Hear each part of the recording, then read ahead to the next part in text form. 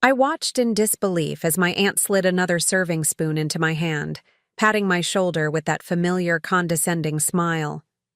"Since you don't have a husband or children to look after, you can manage the buffet table, right, dear?" The family reunion was in full swing at Willowbrook Resort, with my cousins lounging by the pool and my uncle bragging about his new yacht. Nobody noticed when I stepped away to take a call from my investment banker, confirming my purchase of the entire property. If only they knew that the unmarried disappointment they'd relegated to kitchen duty was about to become their landlord. I'd love to know which corner of the globe you're watching from, and if this story speaks to you, make sure to subscribe. Tomorrow's video is one you absolutely can't miss. The annual Blackwood family reunion had always been a masterclass in subtle humiliation. This year was no different, except perhaps for the scale of it all. I pulled my car into the circular driveway of Willowbrook Resort, a sprawling estate nestled in the Catskill Mountains. My cousin Natalie's latest Instagram post had already garnered hundreds of likes, a perfect family portrait with everyone by the lake. Everyone except me, of course. The invitation had arrived suspiciously late this year, just 3 weeks before the event. "So sorry for the delay, Morgan. It must have gotten lost in the mail," my Aunt Vivian had claimed, though we both knew better. As I retrieved my suitcase from the trunk, I noticed my Uncle Theodore's gleaming Bentley parked prominently near the entrance. Next to it was my cousin Blake's Tesla, and beside that, my other cousin Natalie's Range Rover. My modest Subaru, while practical for my frequent business trips into remote areas, looked painfully out of place. Not that I couldn't afford better. My investment portfolio had quietly outperformed everyone else's in the family for years, but I'd never seen the point in flaunting wealth the way the rest of the Blackwoods did. The resort lobby was a flurry of activity. My mother's side of the family had taken over the entire east wing of the property. Something Uncle Theodore proudly announced was a special arrangement with management. I approached the check-in desk, where the receptionist smiled brightly. "Welcome to Willowbrook Resort. How may I help you?" "Morgan Blackwood. I should have a reservation." Her fingers clacked against the keyboard. "I'm sorry, Ms. Blackwood. I'm not seeing your name on the list for the Blackwood family block." A familiar voice called out behind me. "Morgan, you made it after all." Aunt Vivian approached, her silk caftan floating around her like expensive clouds. "There's been a tiny mix-up with the rooms. We didn't think you'd be able to attend, so we didn't reserve you a suite in the family wing." I raised an eyebrow. The invitation said to RSVP by the 15th. I replied on the 12th. "Did you?" I must have missed it. She waved a hand dismissively. "No matter. We've arranged for you to stay in the staff quarters. It's quite comfortable, I'm told, and convenient since you'll be helping with serving duties tomorrow." The receptionist looked mortified on my behalf, but I kept my expression neutral. I'd perfected that skill through decades of Blackwood family dynamics. "Serving duties?" I asked, my voice carefully measured. "Well, someone needs to oversee the buffet, and since you don't have a husband or children to look after." Vivian trailed off, the implication clear. At 38, my unmarried, childless status was considered the ultimate failure in Blackwood circles, despite my MBA, my thriving consultancy business, and the investment portfolio that had recently allowed me to make the most significant purchase of my life. "I see," I said. "And everyone else already has assignments?" "Your cousin Blake is handling the boat tours. He's so good with people, you know. Natalie is organizing the children's activities. She has such a natural maternal instinct." Vivian beamed with pride over her daughter's ability to corral children for an hour while scrolling through her phone.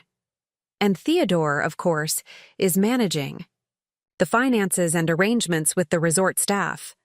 I nodded, absorbing the familiar hierarchy. My Uncle Theodore, my mother's older brother, had appointed himself family patriarch after my grandfather passed away. It didn't seem to matter that my mother had been the one who'd actually built a successful business before her death 10 years ago. a business that Theodore had promptly mismanaged into near bankruptcy before I quietly stepped in to save it without taking credit. "The staff quarters will be fine," I said finally, "and I'm happy to help tomorrow." Vivian looked relieved, probably having expected more resistance.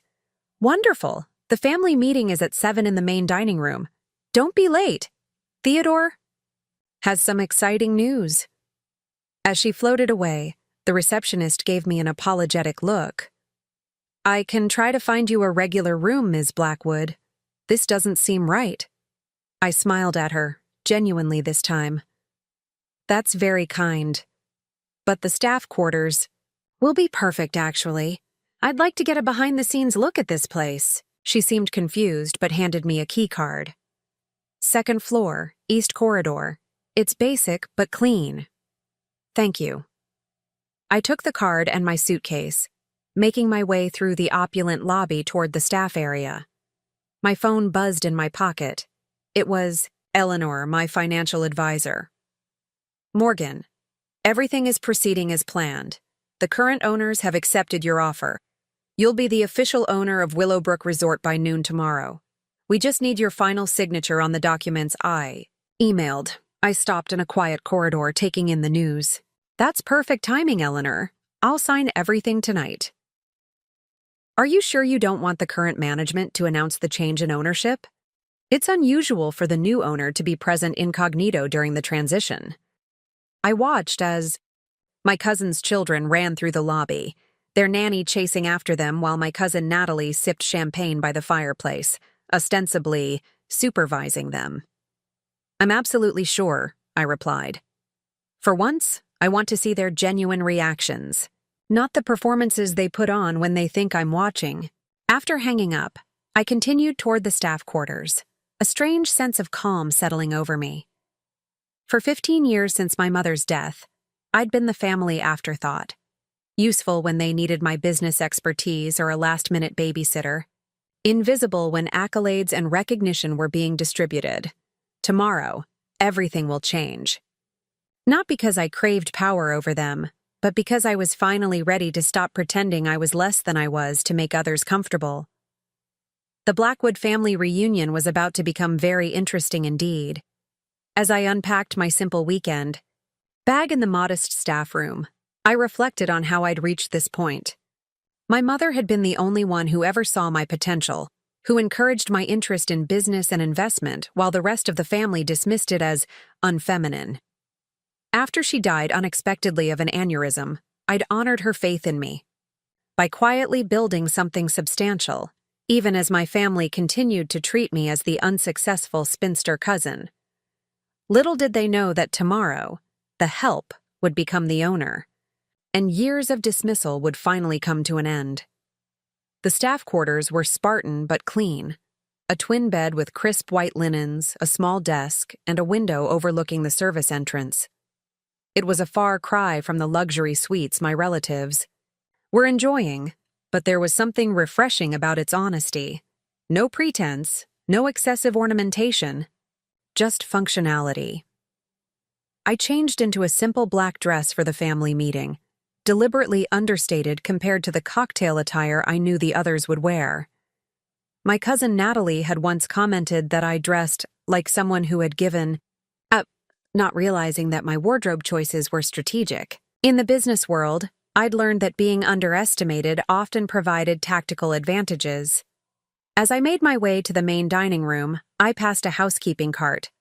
A middle-aged woman with kind eyes was restocking towels. "Excuse me?" I said. "Could you tell me a bit about working at Willowbrook?" She seemed surprised by the question but offered a tired smile. "Been here 15 years, miss. It's steady work, though the hours can be long during peak season." "And the management? How are they to work for?" She glanced around before answering. "The current owners are rarely here. It's mostly the general manager, Mr. Harrington. He's fair enough, but this place could use some improvements in how staff are treated." She studied me curiously. "You new? Don't think I've seen you before." "Just curious about the operations," I replied. "Thank you for your insight." The information confirmed what my due diligence had already revealed. Willowbrook was profitable but neglected, with absentee owners who viewed it merely as an investment, rather than a business with real people at its heart. That will be changing soon. The main dining room was a cathedral to excess, with crystal chandeliers reflecting off polished marble floors. Most of the family had already arrived, champagne flutes in hand, dressed in what they considered casual evening wear, which still involved designer labels and jewelry that could fund a small business. Uncle Theodore held court at the center of the room, his booming voice carrying over the conversations. Blake's portfolio is up 17% this quarter. The boy has a gift, just like his old man. Blake, my 35-year-old cousin who still referred to himself as a boy with potential, beamed under the praise. What Theodore failed to mention was that Blake's gift included a trust fund and connections that had secured him a position at his father's firm straight out of college. I slipped into the room quietly, but not quietly enough. Morgan. There. You are! Aunt Vivian's voice cut through the chatter. We were beginning to think you'd gotten lost. Conversations paused as heads turned in my direction.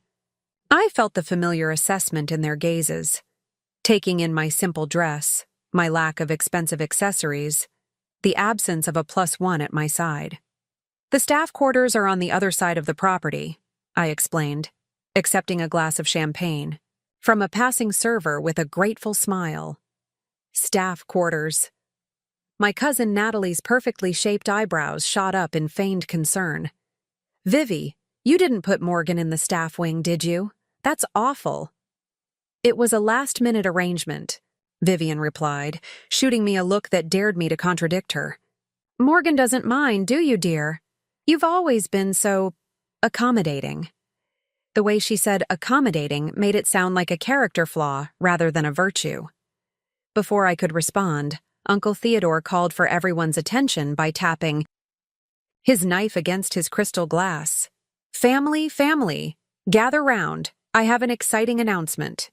The Blackwoods assembled in a loose semicircle around Theodore, who stood with the pompous gravity of a small-town mayor about to unveil a mediocre statue. As you know, this is our 5th year holding the family reunion at Willowbrook Resort. What you may not know is that I've been in discussions with the ownership about possibly investing in this fine establishment. My heart skipped a beat. This was unexpected. The resort has been underperforming financially, Theodore continued, and the current owners are looking for investors to inject some capital. I've put together a family investment opportunity. For those interested, buy-in starts at $50,000. Murmurs of excitement rippled through the group. My cousin Blake was already pulling out his phone, presumably to check his accounts. Think of it, Theodore went on, warming to his subject. Family vacations at our own resort. Profit sharing. A legacy property for the Blackwood name. I sipped my champagne, watching the scene unfold with a mixture of amusement and disbelief. Theodore had no idea that the discussions he'd been having were merely courtesy meetings. The real negotiations had been happening with me, through layers of LLCs and legal representatives to maintain my privacy. What's the projected return? Asked my cousin-in-law Derek, who fancied himself a financial whiz despite having lost a small fortune in cryptocurrency the previous year. Conservatively, 8% annually, Theodore replied with unearned confidence. But with my business acumen and connections, I believe we could push that to 12 or even 15%. I nearly choked on my champagne. Those numbers were pure fantasy based on the resort's current operations model. Morgan, you're in business consulting, aren't you? Blake's wife, Stephanie, turned to me with the vague interest people show when they suddenly remember you exist. What do you think of Uncle Theo's investment opportunity? The room grew quiet. It was rare for anyone to solicit my opinion on financial matters, despite my actual expertise. It's an interesting proposition, I said carefully, though I'd want to see the full due diligence report before making any decisions. Resort properties can be complex investments. Theodore waved a dismissive hand. always the cautious one, Morgan. That's why you're still consulting while the rest of us are building real wealth. Sometimes you have to take risks to get rewards. The familiar sting of his dismissal was dulled by the knowledge of what would unfold tomorrow. Let him have this moment, I thought. It wouldn't last long. Speaking of consulting, Aunt Vivian interjected, clearly uncomfortable with even this brief focus on me. Has everyone confirmed their duties for tomorrow's festivities? Morgan, dear, you'll report to the kitchen staff at 7 a.m. to help coordinate the breakfast buffet. And just like that, I was relegated back to the role they were comfortable seeing me in. The helpful spinster cousin who could be counted on for practical tasks while the important family members enjoyed themselves. Of course, I agreed mildly. I'll be there. As the conversation moved on to other topics, I drifted toward the edge of the room. My phone vibrated in my pocket, a text from Eleanor. Final contracts ready for your electronic signature. Congratulations on your new acquisition. I glanced up at my family, all caught up in Theodore's investment fantasy, none of them having the slightest inkling that by this time tomorrow, they would be guests at my resort. I stepped out onto the terrace, breathing in the cool evening air, and opened the contract on my phone. With one digital signature, I finalized the purchase of Willowbrook Resort and its sprawling grounds for $28 million, a fair price for a property with untapped potential, and a bargain for the look on Theodore's face when he found out. As I pressed sign, I felt no triumph, no vindictive glee, only a quiet resolve.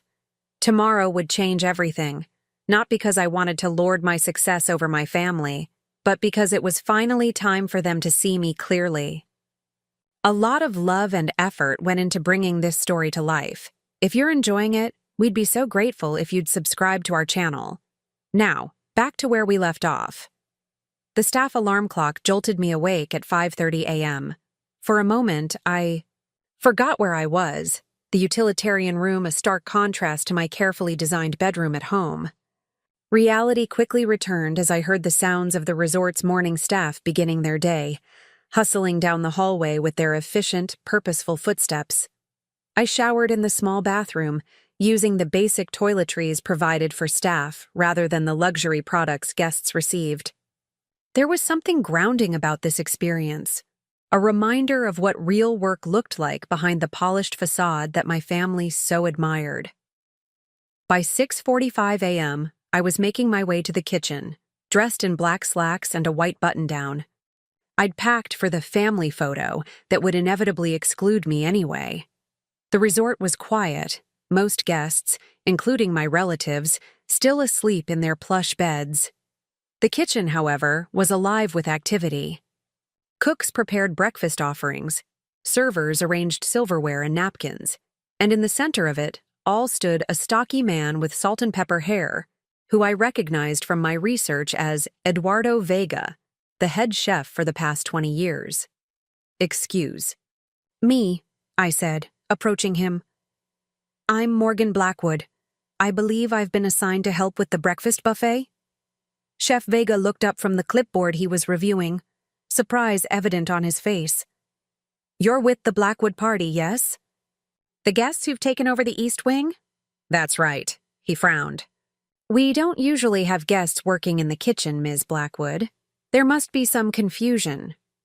"No confusion," I assured him. "My family volunteered my services. Apparently, since I don't have a husband or children to care for, I'm the logical choice to oversee the buffet." Something shifted in his expression. Recognition, perhaps, of the family dynamics at play. He'd likely seen similar situations unfold during his years of catering to wealthy families. "I see." He nodded slowly. "Well, if you're here to help, I won't turn you away. We're short-staffed this weekend anyway." He gestured toward a young woman arranging fruit on platters. "Lucia can show you what needs to be done." Lucia, who couldn't have been more than 20, regarded me with thinly veiled suspicion as Chef Vega made the introduction. "You're really here to work? Not to complain about the temperature of the croissants or something?" I laughed, genuinely. amused by her directness. I'm really here to work. My family thinks it's my proper place. She assessed me for a moment, then handed me an apron.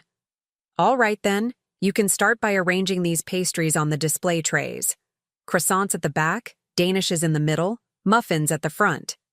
For the next hour, I worked alongside Lucia and the other staff, arranging food, refilling coffee urns, and preparing the dining room for the breakfast service.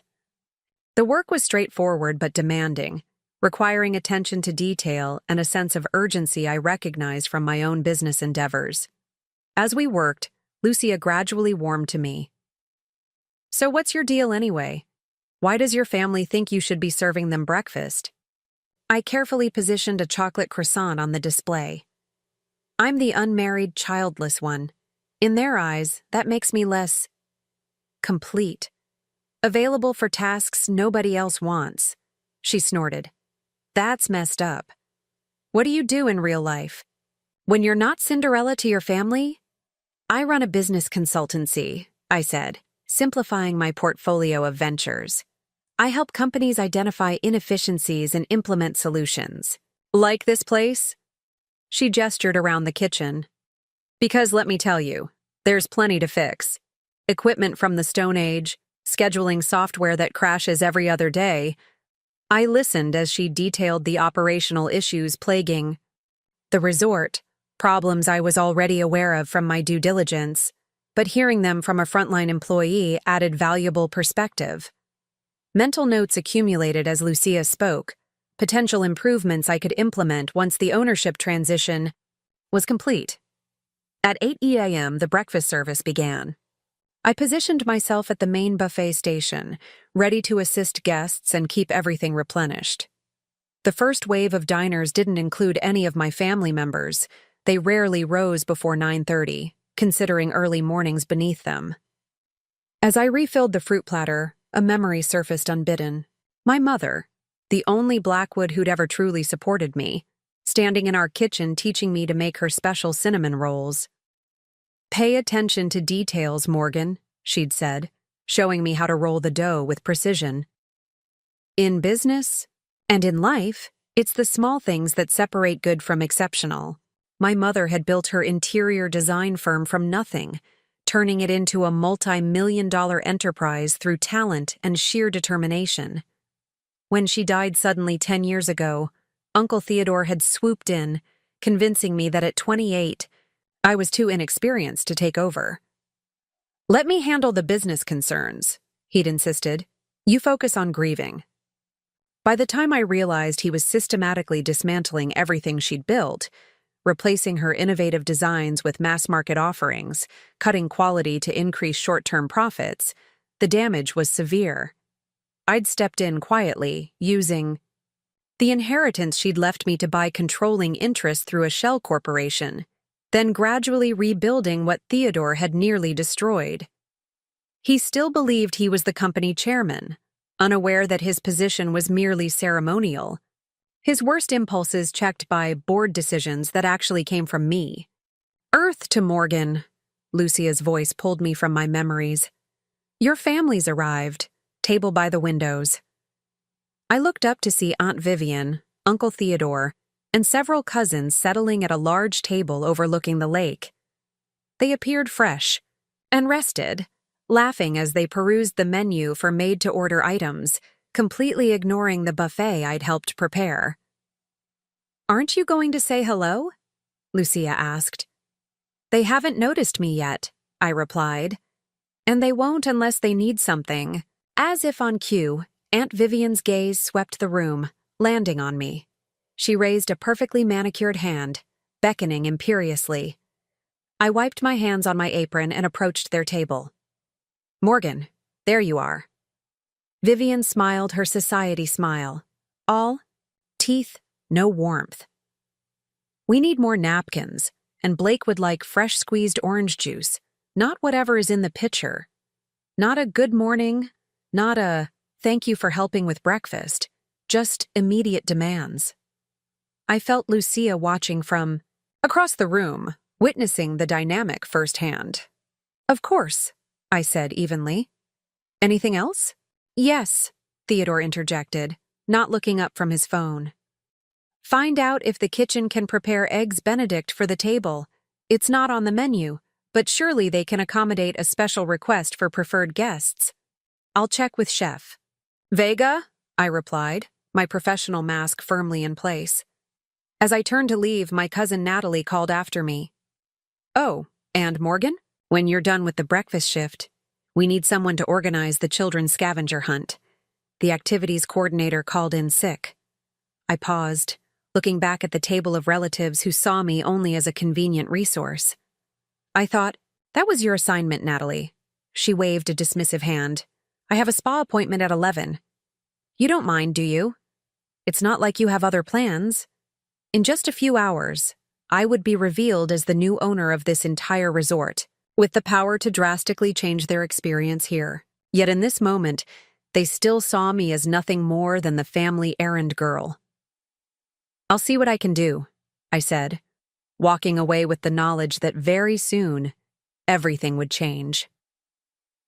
After breakfast service ended, I retreated to the staff break room for a much-needed cup of coffee. My hands smelled of maple syrup and cleaning solution, an honest day's work before most of my relatives had even properly started their morning. Through the small window, I could see guests gathering. On the lawn for various activities, my cousin Blake was preparing to lead the promised boat tours, though preparing seemed to consist mainly of posing for photos that his wife would undoubtedly post with some caption about entrepreneurial leadership. You survived breakfast. Duty, Lucia observed, dropping into the chair across from me, and handled your family like a pro. Years of practice, I replied, sipping the surprisingly decent staff coffee. So what's next on your servant schedule? Let me guess. Hand feeding them grapes while they lounge by the pool? I smiled despite my exhaustion. Children's scavenger hunt, apparently. My cousin had a spa emergency. Lucia rolled her eyes. Of course she did. She hesitated, then added, You know, you don't have to take their crap. You could just not do it. The simplicity of her statement struck me. Yes, I could just not do it. I had spent so many years accommodating my family's demands, finding it easier to comply than to deal with the drama of refusal. Even now, on the verge of a power shift they couldn't imagine, I was still following their directives. You're right, I said finally. I don't have to do any of it. That's the spirit. Lucia grinned. Small rebellions keep you sane. That's how I survived this place. Our conversation was interrupted by the break room door swinging open. A tall man in a tailored suit entered, his presence immediately commanding attention. I recognized him as James Harrington, the general manager whose name had appeared frequently in the acquisition documents. Lucia, your break ended 5 minutes ago, he said, his tone clipped. On my way, Mr. Harrington. Lucia stood, shooting me a subtle eye roll before heading back to work. Harrington turned his attention to me, his expression shifting from stern to professionally accommodating as he registered I wasn't staff. You must be with the Blackwood party. I'm James Harrington, general manager of Willowbrook. Is there something I can help you with? This area is typically reserved for employees. I rose, extending my hand. Morgan Blackwood. I was helping with the breakfast service at my family's request. He shook my hand, confusion evident in his eyes.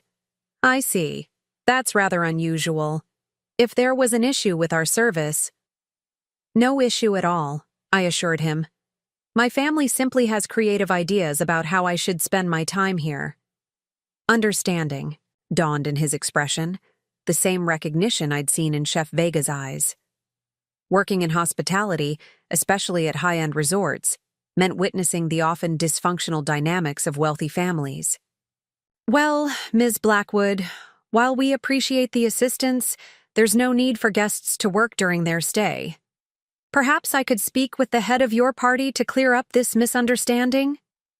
I almost laughed at the thought of Harrington confronting Uncle Theodore about putting me to work. That's a kind offer, but unnecessary. I actually found the morning quite illuminating. He studied me more carefully now, perhaps sensing there was more to the situation than a simple family quirk. In that case, is there anything I can do to make the remainder of your stay more enjoyable? I understand you've been placed in the staff quarters, which is highly irregular. I could arrange for a proper guest room immediately. This man had no idea he would be reporting to me within hours. I found myself curious about his management style, his vision for the resort, and whether he would be an asset worth retaining after the ownership change. Actually, Mr. Harrington, I'd love to hear your thoughts on Willowbrook, if you have a few minutes. He checked his watch, then gestured to the chair I'd vacated. I can spare 10 minutes before my next meeting. As we sat, I carefully structured my questions to sound like casual interest rather than the due diligence they actually were. How long have you been managing this property? 7 years, he replied. I came from the Ritz-Carlton Group before that. And if you owned this place, what would you change? I asked, watching his reaction closely. Something flickered in his eyes. Surprise at the direct question, perhaps, or recognition of an opportunity to voice thoughts he normally kept private. That's an interesting hypothetical, he said cautiously. Willowbrook has tremendous potential, but it's been hampered by underinvestment. The current owners are more concerned with short-term profit margins than long-term vision. I nodded encouragingly. What kind of vision do you think would serve this property better? The professional reserve cracked slightly as passion seeped into his voice. Willowbrook could be the premier destination in this region. We need updated. Amenities, certainly, but also a coherent identity. Are we a family resort, a wellness retreat, a corporate conference center? We try to be everything to everyone, which results in being exceptional at nothing. His assessment aligned perfectly with my own analysis. And the staff? I've noticed some operational inefficiencies. They're underpaid and overworked, he said bluntly, then seemed to catch himself. But they're dedicated professionals who deliver excellent service despite challenging conditions. I decided to push a little further. What would you prioritize? If you suddenly had a significant capital investment to work with? He leaned forward, warming to the topic. Staff retention would be first. Better wages, improved housing, comprehensive training. Then technology upgrades throughout the property. The booking system alone is ancient. Finally, a renovation of the West Wing to create a true luxury tier of accommodations. All items that were already on my post-acquisition plan. James Harrington was proving himself to be more insightful than I had anticipated. You've clearly given this some thought, I observed. He straightened, professionalism snapping back into place. It's my job to think about these things, even if implementation decisions are above my pay grade. He checked his watch again. I should get to my meeting. It was a pleasure speaking with you, Ms. Blackwood. As he stood to leave, I made a split-second decision. Mr. Harrington, I'm curious about something. My uncle mentioned he's been in talks about investing in Willowbrook. What can you tell me about that? His expression remained carefully neutral, but I caught the subtle tightening around his eyes. I'm afraid I can't discuss business matters involving the resort with guests, Ms. Blackwood. But if your uncle has questions, he's welcome to direct them to our ownership group through the proper channels. The diplomatic non-answer told me everything I needed to know. Theodore had likely made some inquiries but had gotten nowhere near an actual investment opportunity. Of course. Thank you for your time. After he left, I remained in the break room, contemplating our conversation. James Harrington was intelligent, perceptive, and genuinely cared about Willowbrook's potential. He might be worth keeping on through the transition, someone who knew the operation inside out, but wasn't afraid to envision necessary changes. My phone buzzed with a text from Eleanor. Ownership transfer complete. Paperwork filed. Congratulations, you now own Willowbrook Resort. When would you like to make the announcement? I typed back quickly. Arrange for the announcement at 2 p.m. in the main lobby. I'll handle it personally. 3 hours. In 3 hours.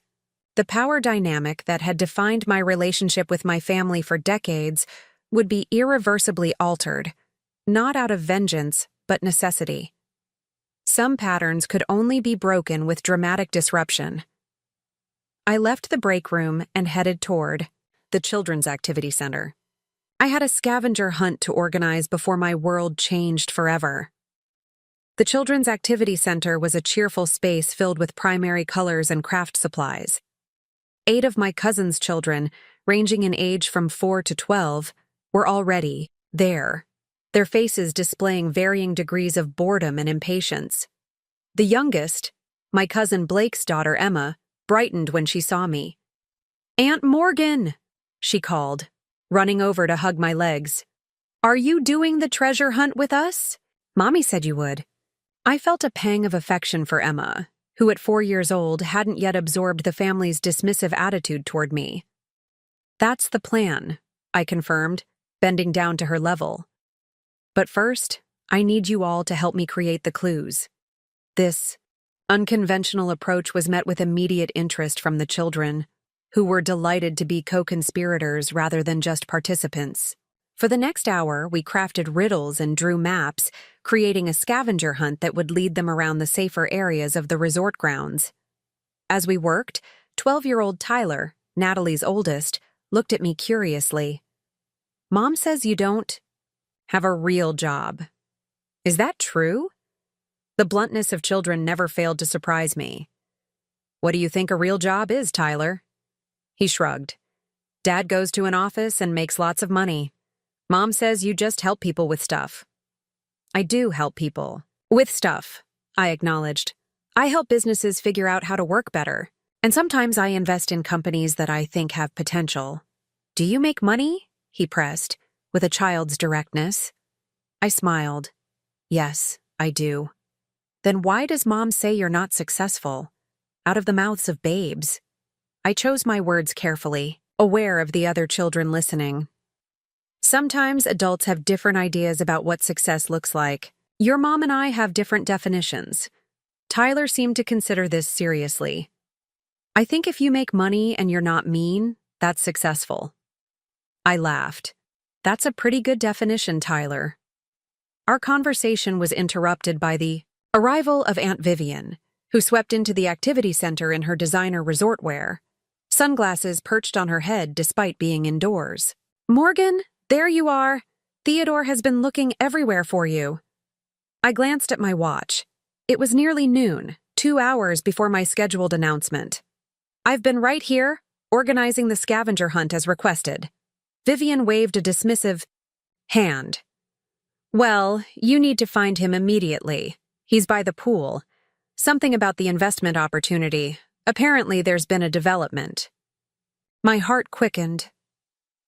Had Theodore somehow gotten wind of the ownership transfer? That seemed impossible. I'd been meticulously careful with the confidentiality agreements. "I'll find him after we finish the scavenger hunt," I replied, gesturing to the children who were still working on their clues. Vivian's expression hardened.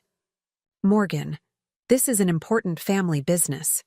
Surely these activities can wait." I felt something shift inside me, a tectonic plate of patience finally giving way after years of pressure. "Actually, Vivian, I promised the children I'd help. Them. That's a commitment I intend to honor." She blinked, clearly unprepared for resistance. "I don't think you understand. Theodore says it's urgent." "What I understand," I said evenly, "is that I was assigned this task because my time was deemed less valuable than Natalie's spa appointment. Now that it suits the family for me to be elsewhere, suddenly the children's entertainment is unimportant." The children had gone quiet, sensing the tension between adults. Emma slipped her small hand into mine in a gesture of solidarity that nearly broke my composure. Vivian lowered her voice to a harsh whisper. "This is exactly why you're always on the outside, Morgan. You make everything so difficult when we're just trying to include you in family matters." The irony of her statement, claiming they were trying to include me while simultaneously treating me as disposable, crystallized everything that was wrong with our family dynamic. "I'll find Theodore after the scavenger hunt," I repeated, my voice calm but firm. "The children have been waiting patiently, and they deserve the activity they were promised." Vivian's face flushed with anger. "Fine. Have it your way. But don't complain later when you're excluded from important family decisions." She turned on her heel and stalked out, leaving a wake of expensive perfume and indignation. Tyler whistled low. "Wow, Aunt Morgan, you stood up to her." I realized all the children were staring at me with something like awe. It occurred to me that they probably rarely witnessed adults in their family standing firm against Vivian's imperious demands. "Sometimes," I told them, "it's important to keep your promises, even when it would be easier not to." We finished creating the scavenger hunt, and I spent the next hour guiding the children through the resort as they solved riddles and followed clues to hidden treasures, small toys and candy I'd quickly purchased from the gift shop. Their excitement and genuine enjoyment were a refreshing contrast to the calculated social performances of their parents. As we concluded the activity, the children dispersed to their respective parents who were lounging by the pool. I spotted Uncle Theodore in deep conversation with several other family members, gesturing emphatically about something. When he saw me, he beckoned urgently. For a moment, I considered ignoring him as I had Vivian, but curiosity won out.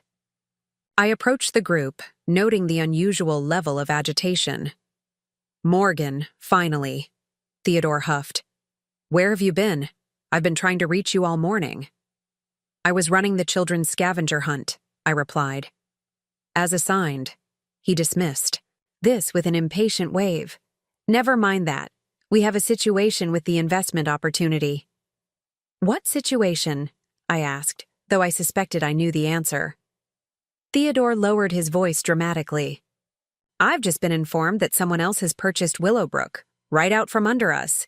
After all the discussions I've had with management, some outsider swooped in and bought the entire property." I maintained a neutral expression with effort. "That's unfortunate." "Unfortunate?" Theodore sputtered. "It's outrageous. It's underhanded." I had a verbal understanding with the ownership group that we would have first right of consideration. This was news to me, and almost certainly a fabrication born of Theodore's inflated sense of his own importance. The sellers had never mentioned any such arrangement during our negotiations.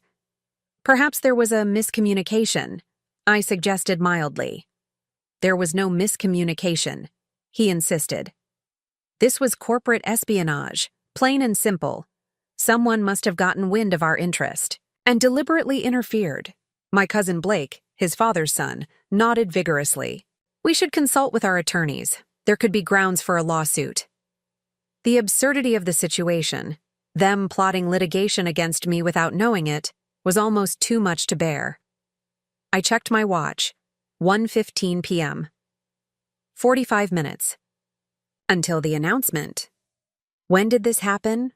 I asked, curious about how the information had reached them. "The sale was finalized this morning," Theodore said grimly. "Harrington told me himself, though he claims not to know who the buyer is. Said they used some anonymous LLC to hide their identity. So Harrington had maintained confidentiality. Good. To know." "And what does this mean for the reunion?" I asked, playing my role as the practical one. "Nothing changes for this weekend," Theodore said. "But I've called an emergency family meeting at 2 p.m. to discuss our options. This could have been a significant opportunity for the Blackwood portfolio." 2 p.m., the exact time scheduled for the ownership announcement. The cosmic timing couldn't have been more perfect if I'd orchestrated it myself. "I'll be there," I promised, suppressing a smile. This is one family meeting I wouldn't miss for the world. I retreated to my staff quarters to prepare for the 2 p.m. meeting. This moment, the revelation of my ownership, required careful consideration. I wasn't interested in a dramatic, vindictive unveiling designed to humiliate my family. That wasn't the point of this acquisition. But I did want the truth to have impact, to create the disruption necessary for real change. I changed into a sleek charcoal pantsuit, the only piece of designer clothing I'd brought, tailored perfectly to my frame.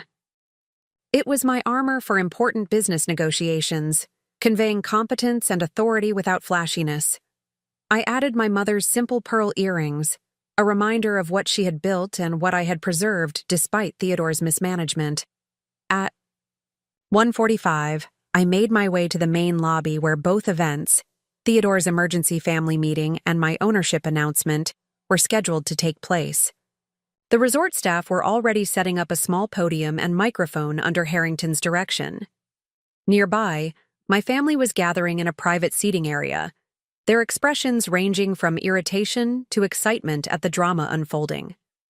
"There, you are?" Natalie called, eyeing my outfit with surprise. "Why are you so dressed up? It's just a family meeting." "I had a business call scheduled for later," I lied smoothly. "Thought I'd be prepared." "Business on a family weekend?" she scoffed. "Seriously, Morgan, it's like you're trying to be excluded sometimes."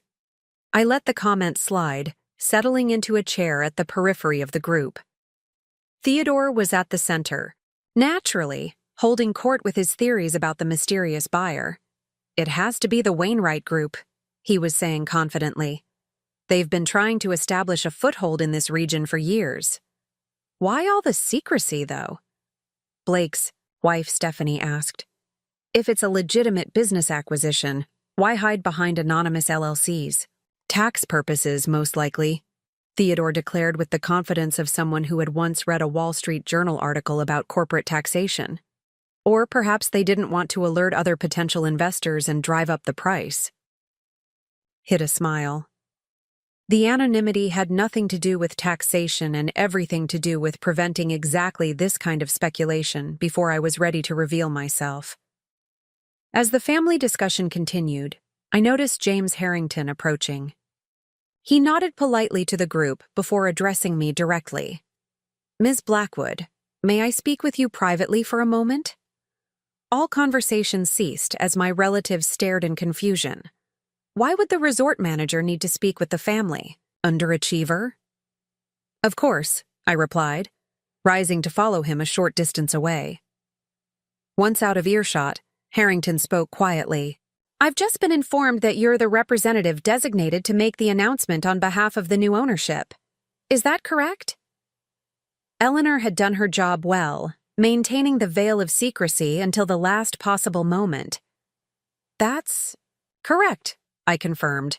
"I'll be making the announcement at 2 p.m. as planned." His eyes widened slightly, professional reserve momentarily slipping. "I see, that's unexpected. Your family seems quite invested in this matter." "They are," I agreed, "which is why I'd appreciate it if you could ensure they remain here for the announcement. It concerns them directly." He studied me with new interest. "May I ask what your relationship is to the new owner?" I allowed myself a small smile. "That will be made clear during the announcement, Mr. Harrington." He nodded, accepting the non-answer. "Very well. We're set to begin in 10 minutes. The podium is prepared whenever you're ready." As he walked away, I turned to find my family watching me intently. "What was that about?" Theodore demanded. "Why is Harrington speaking to you about resort business?" "We'll all find out shortly," I replied, glancing at my watch. "It appears there's going to be an announcement about the new ownership at 2 p.m. "How? Do you know that?" Aunt Vivian asked suspiciously. I shrugged. "Harrington just mentioned it." Theodore frowned. "Well, this is convenient timing. Perhaps we'll learn who this mysterious buyer is and can approach them directly about our investment." Interest.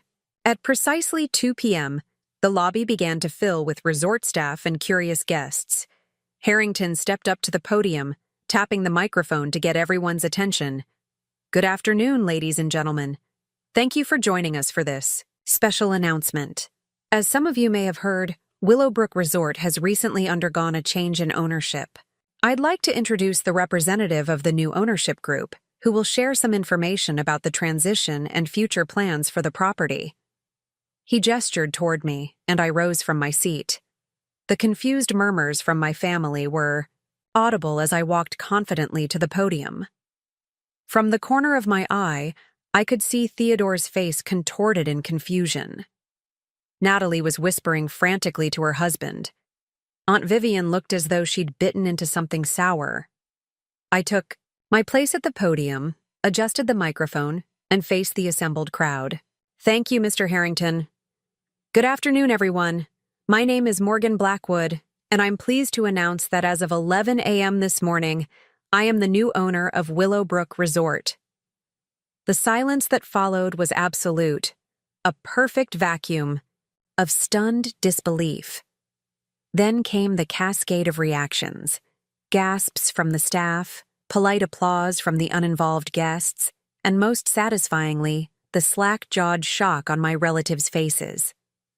This acquisition represents the beginning of an exciting new chapter for Willowbrook, I continued, my voice steady and professional.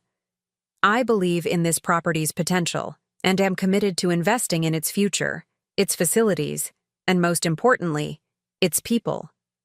I outlined a brief vision for the resort: improved staff accommodations, updated technology, renovated guest facilities, and a renewed commitment to exceptional service.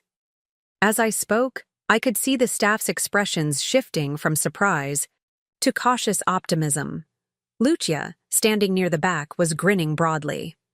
Chef Vega nodded thoughtfully at my mention of kitchen upgrades. I want to assure all guests, I said, looking directly at my family, that this transition will not disrupt any current stays. All existing reservations and arrangements will be honored, including group bookings like family reunions.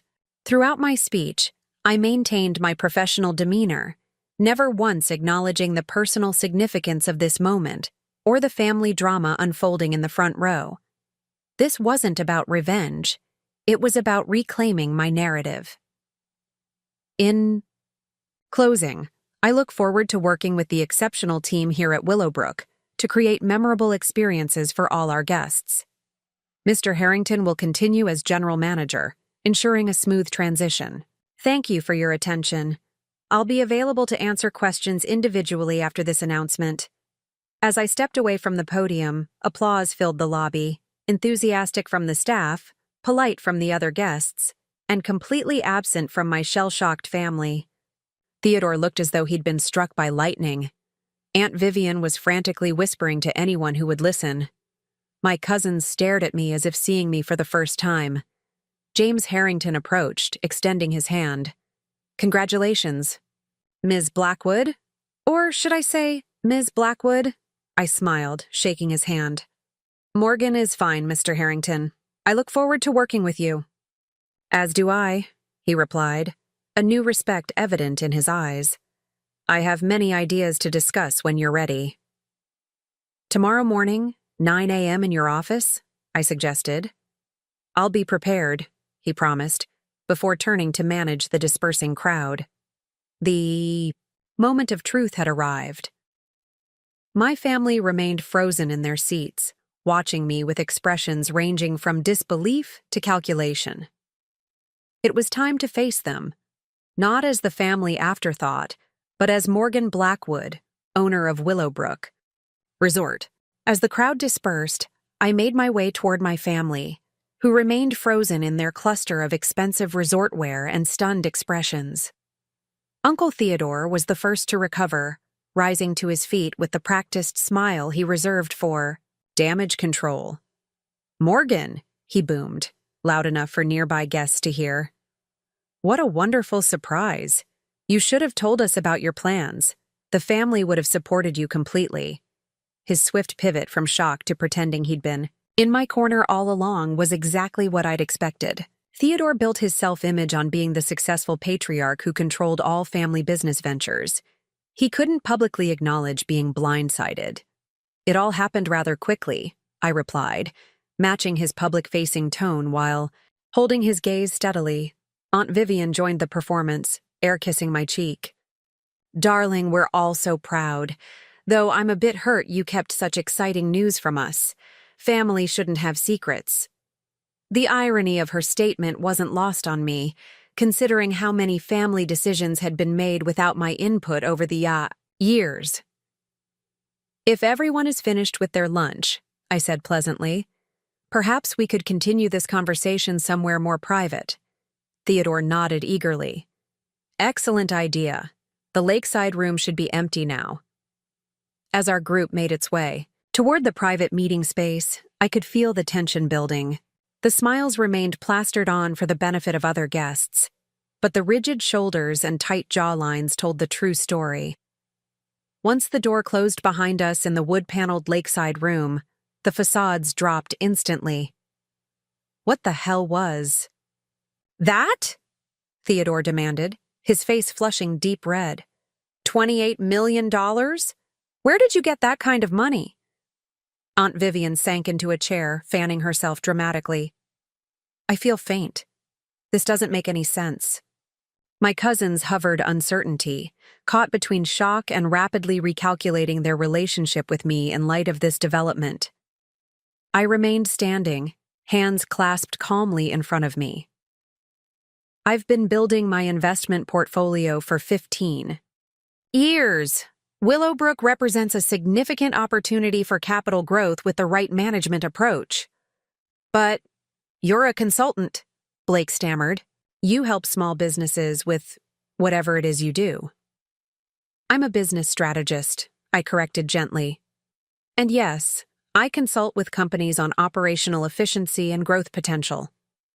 I also invest in promising ventures when I identify them. Theodore paced the room, his body practically vibrating with frustrated energy. This is impossible. You can't have that kind of capital. Your mother left you some money, certainly, but nothing approaching this level. The mention of my mother was deliberate, a reminder that whatever I had accomplished began with her legacy. It was typical Theodore, subtly undermining my achievement. My mother taught me well, I acknowledged. She believed in reinvesting profits and taking calculated risks.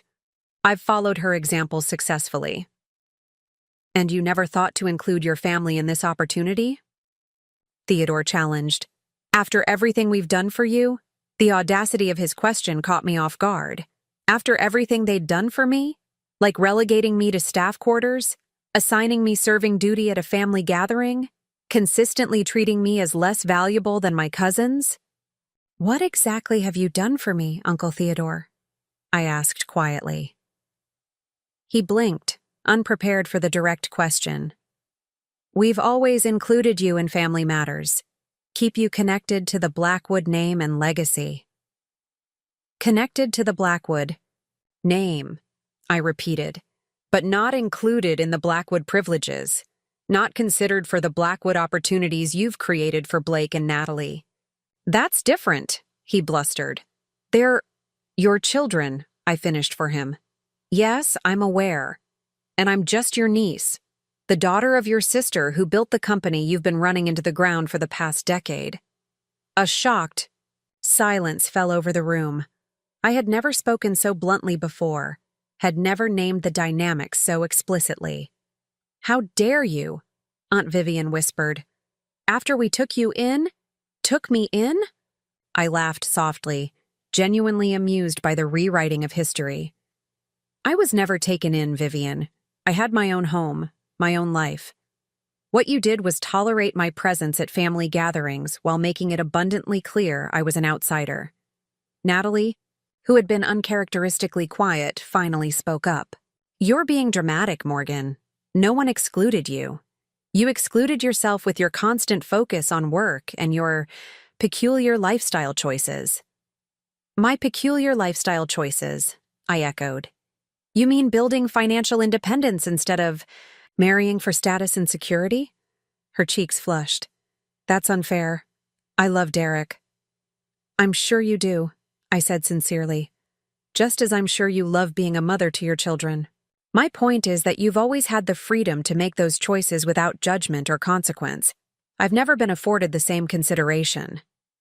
Theodore, recovering from the shock of my confrontation, went on the offensive.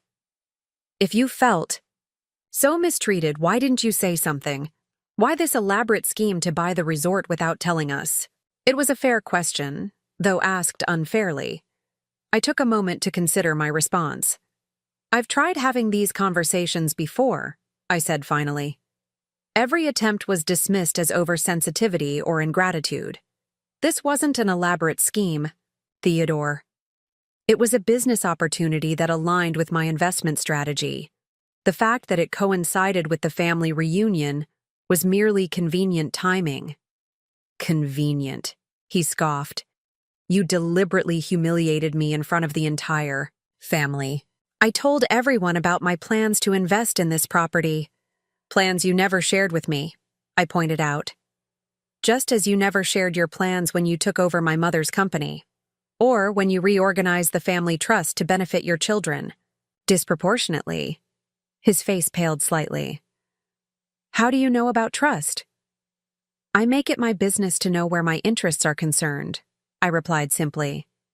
Just as I now make it my business to know everything about this resort. Blake, ever. His father's son saw an angle to exploit. So what happens now? Do we all get kicked out of the resort? I turned to him, keeping my expression neutral. Of course not. As I said in the announcement, all current reservations will be honored. The Blackwood family reunion will continue exactly as planned through the weekend. Relief visibly washed over several faces, quickly replaced by calculation. And after the weekend?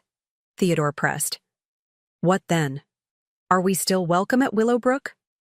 The question carried more weight than its surface meaning. He was really asking if I planned to use my new position to exclude them as they had excluded me, if this was the beginning of retribution. Willowbrook welcomes all guests who treat the property and staff with respect, I said carefully. The Blackwood family included, though I should mention that the staff quarters will no longer be offered as guest accommodations. Even for my family, the pointed reminder of how they'd treated me hung in the air between us. This isn't over, Morgan, Theodore said, his voice low and tense. You may own this property, but you can't buy your way into... Into what? I interrupted. Family acceptance? You're right, I can't. Nor do I want to anymore.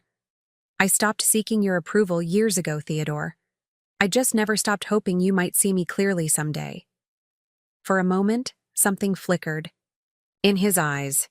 Perhaps recognition. Perhaps regret. But it was quickly shuttered behind his familiar mask of authority. We'll discuss this further when tempers have cooled, he announced, as if he still had the power to dictate terms. The family. We'll reconvene after dinner.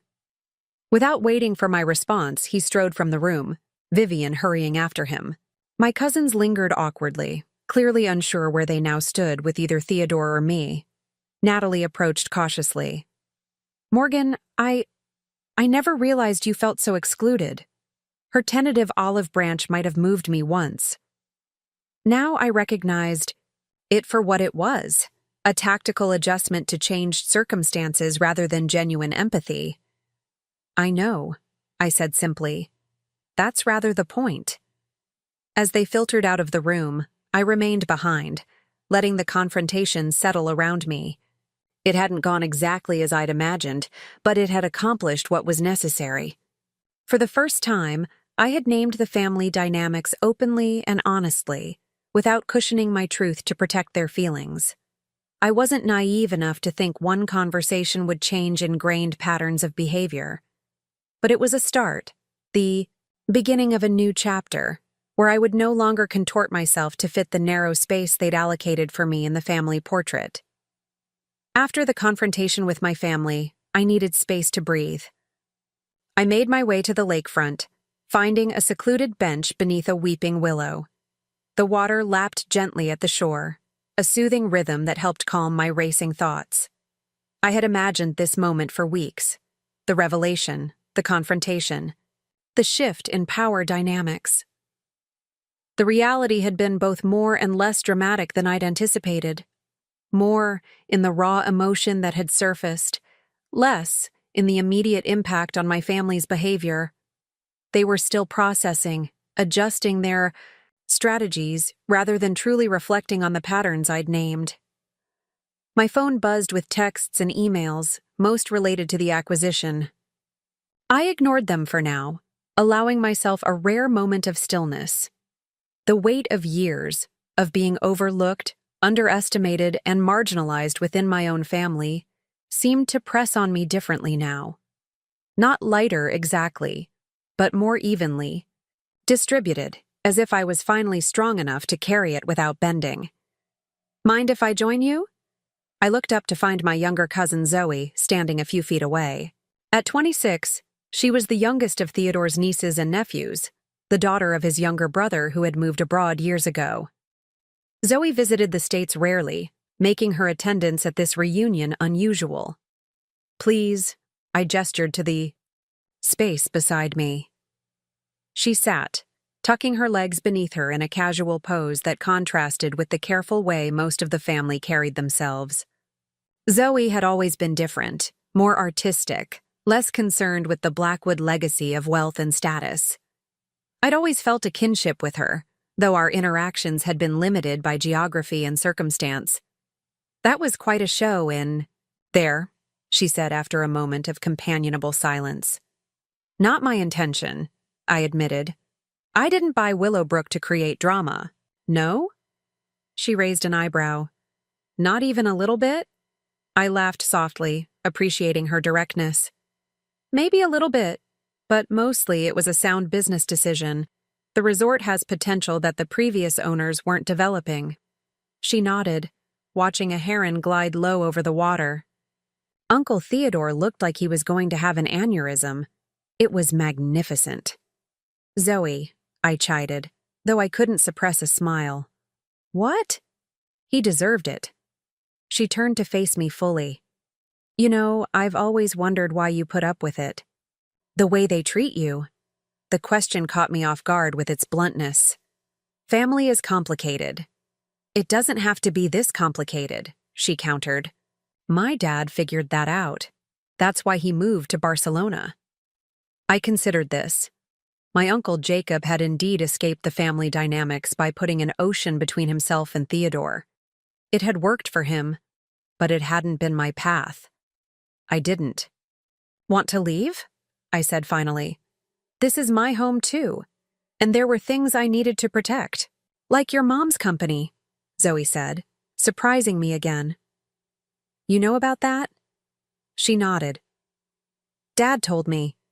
He said Aunt Catherine built something amazing, and Theodore nearly destroyed it after she died.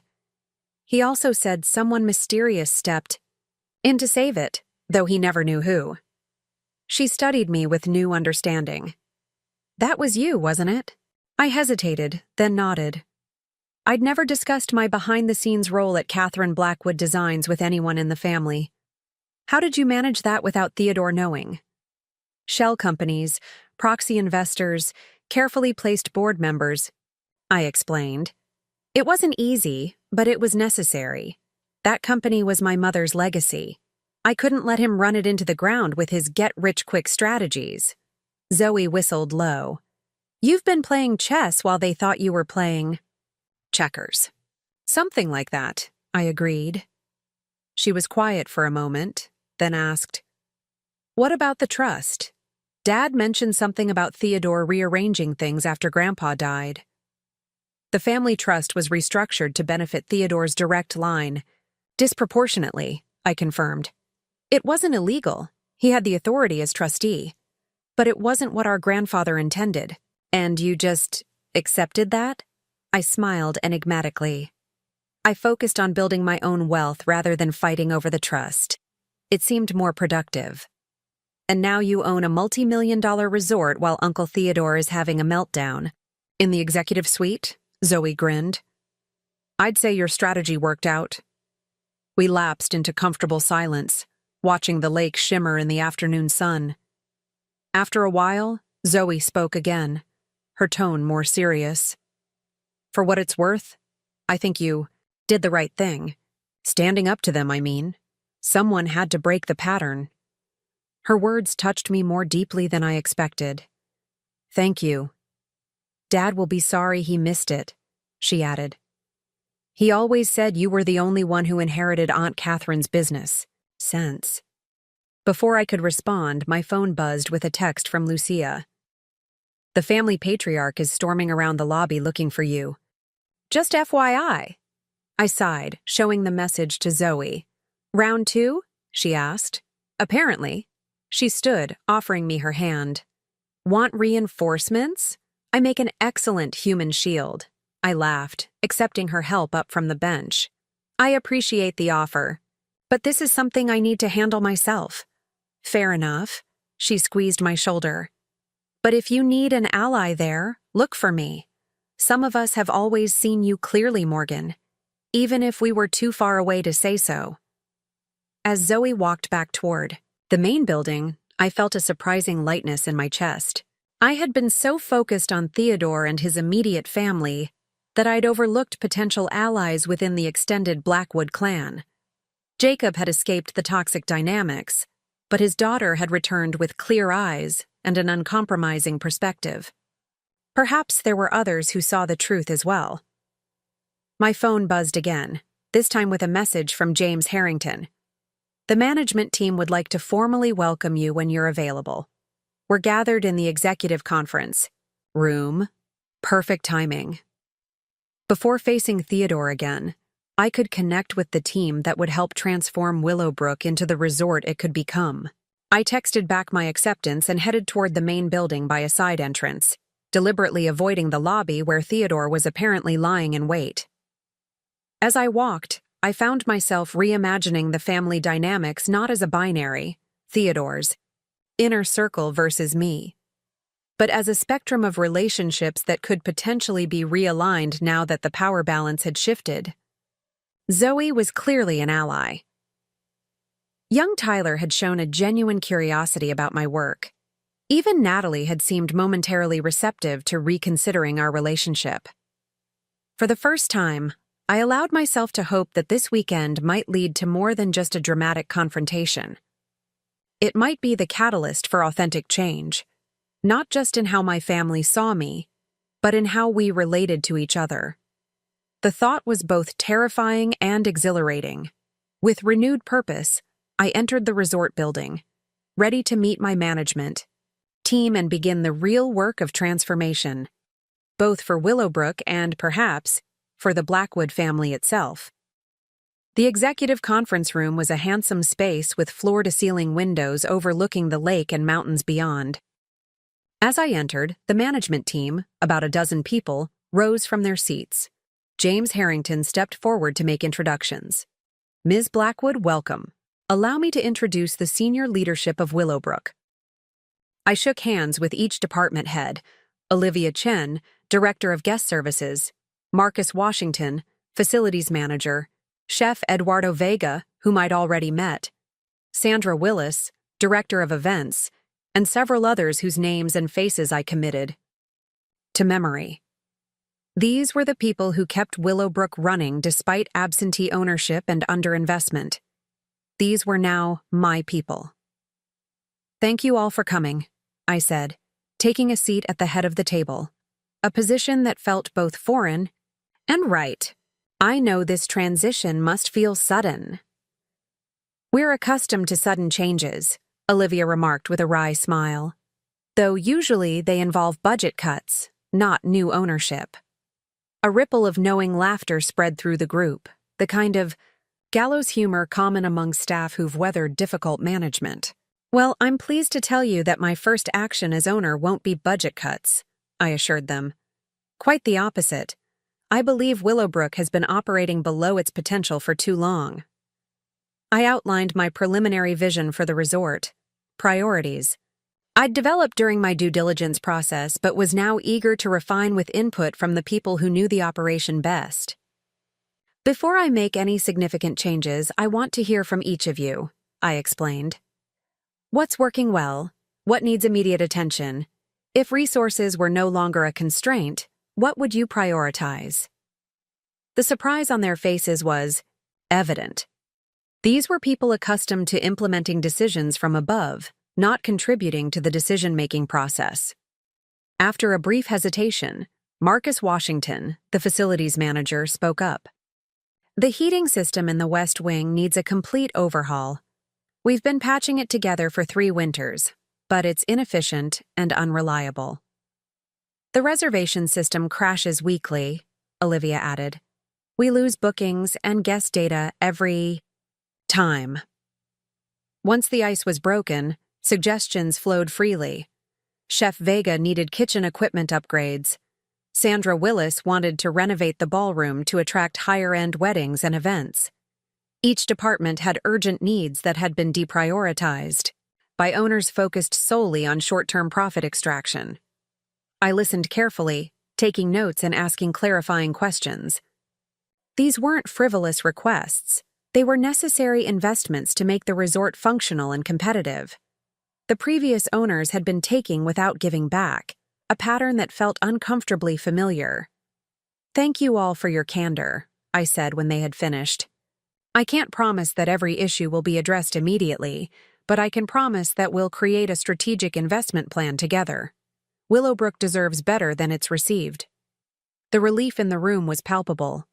These were dedicated professionals who cared about their work but had been hamstrung by ownership that didn't share their commitment. "There's something else I'd like to discuss," I continued. "The staff accommodations." James Harrington shifted uncomfortably. "Yes, they're admittedly below standard. The previous owners didn't see staff housing as a priority. I spent last night in the staff quarters," I told them. "It was educational." Surprise registered on several faces. "My family assigned me to the staff wing," I explained, allowing myself a small smile. "They didn't consider me important enough for a guest suite." The awkward silence that followed was broken by Chef Vega's hearty laugh. "No wonder you were so good at arranging pastries this morning. I thought you were surprisingly skilled for a guest." "My hidden talents," I agreed, appreciating his ability to lighten the moment. "In any case, the staff accommodations will be our first major renovation project. The people who make Willowbrook function deserve decent living conditions." The mood in the room shifted subtly. I could sense their recalibration, their reassessment of who I was and what my ownership might mean for them. As the meeting concluded, each department head promised to send detailed proposals for their most urgent needs. We agreed to reconvene in a week for a more structured planning session. James Harrington walked me out.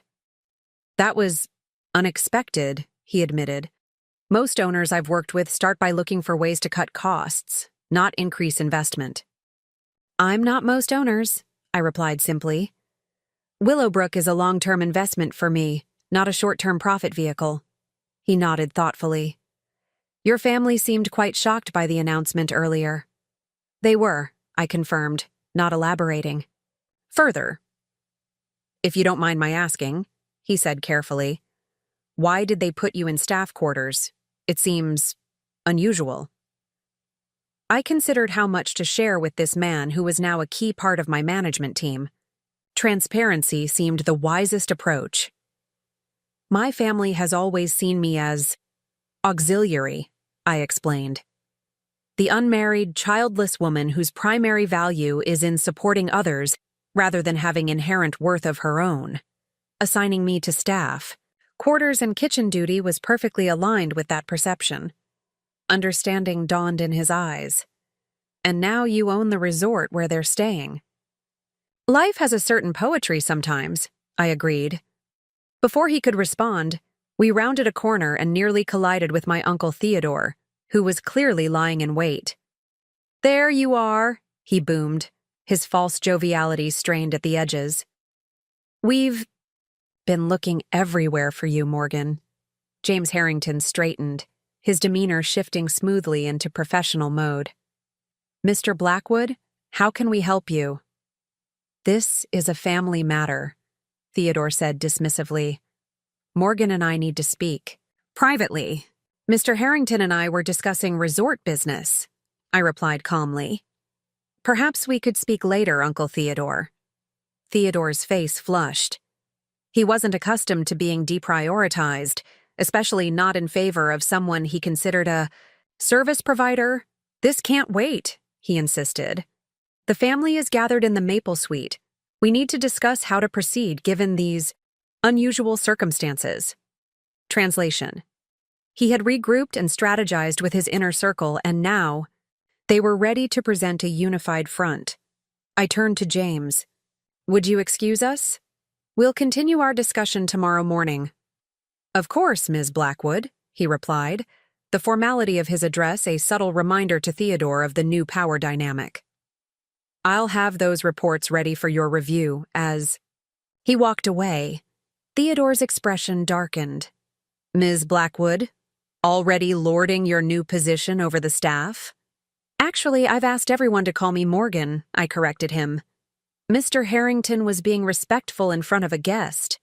"I'm not just a guest," Theodore snapped. "I'm your uncle and the head of this family." The statement hung in the air between us, a perfect distillation of the entitlement I had decided to no longer accommodate. "You're the head of your immediate family," I acknowledged. "But I'm an adult, Theodore.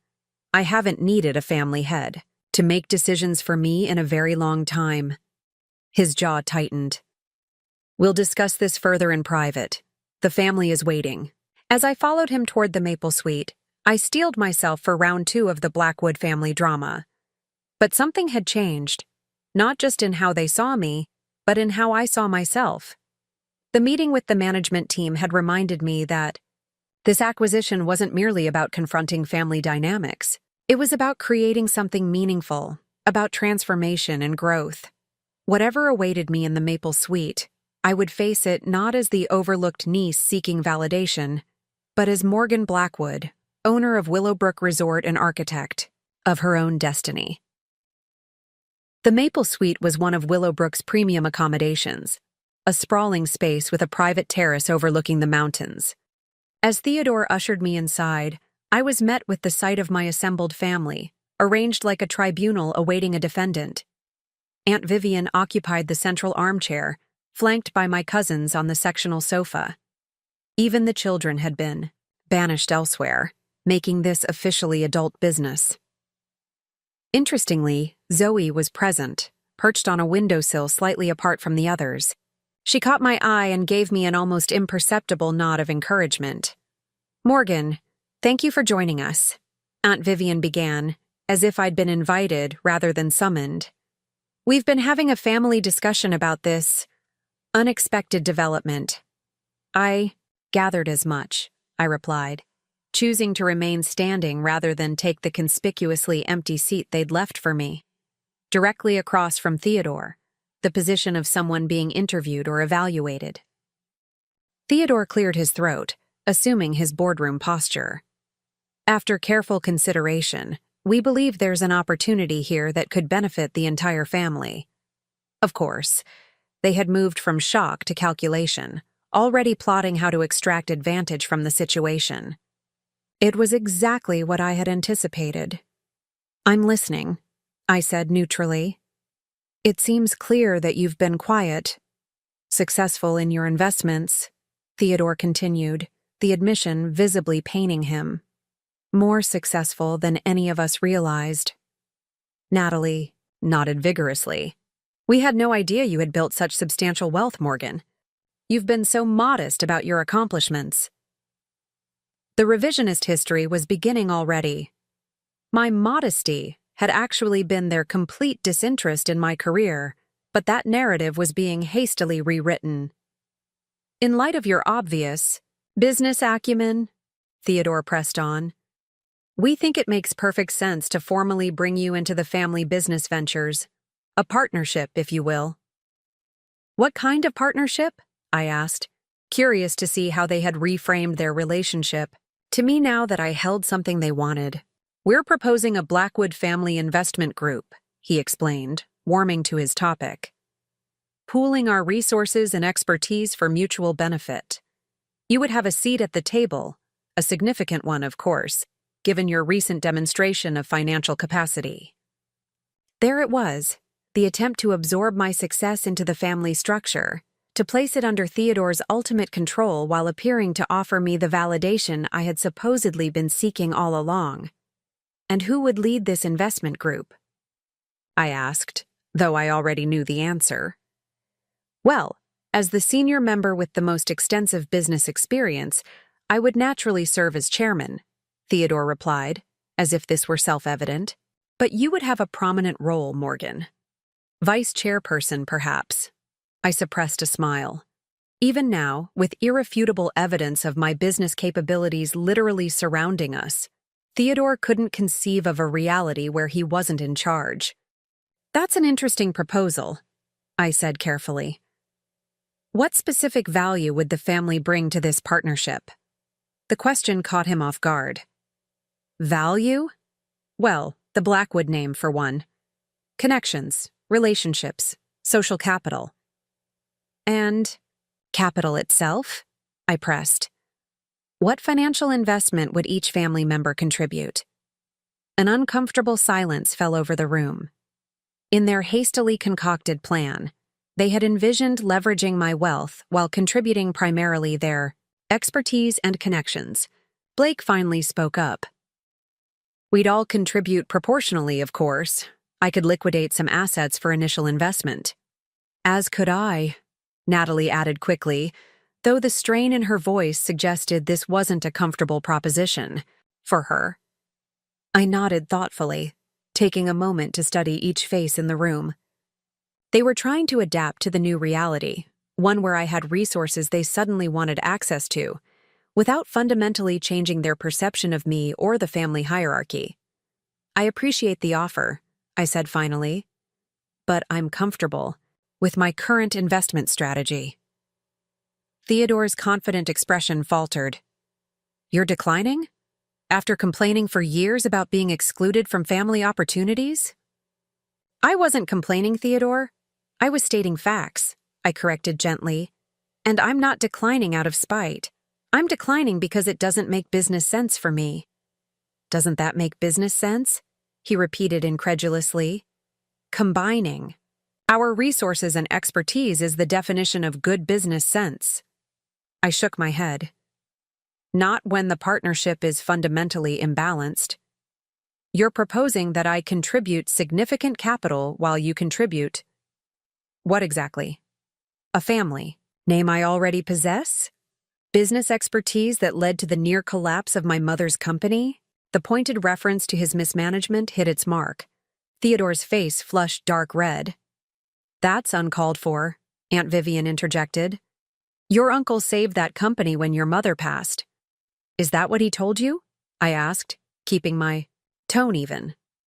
Because the financial records tell a different story. Within 2 years of taking control, Theodore had reduced profits by 60%. Within 3, he had laid off half the design team that made Catherine Blackwood Designs unique in the marketplace. Theodore rose to his feet, fists clenched at his sides. You have no idea what you're talking about. You were a grieving girl who couldn't possibly understand the business decisions that needed to be made. I was 28, Theodore. Hardly a child, I reminded him, and I understood enough to quietly acquire controlling interest in the company and reverse your worst decisions before you completely destroyed my mother's legacy. A stunned silence fell over the room. This revelation, that I had been the anonymous investor who had gradually wrested control of Catherine Blackwood Designs from Theodore, was clearly news to everyone except perhaps Zoe, who was watching the exchange with barely concealed satisfaction. That's impossible, Theodore finally sputtered. I would have known. I'm the chairman of the board. You're a figurehead, I corrected him. The board follows my direction through intermediaries, has done for years. Natalie looked between her father and me, confusion evident on her face. Wait, are you saying you've secretly owned Mom's company all this time? While letting Dad think he was in charge? Not entirely owned, I clarified. But controlling interest, yes. It seemed the simplest solution.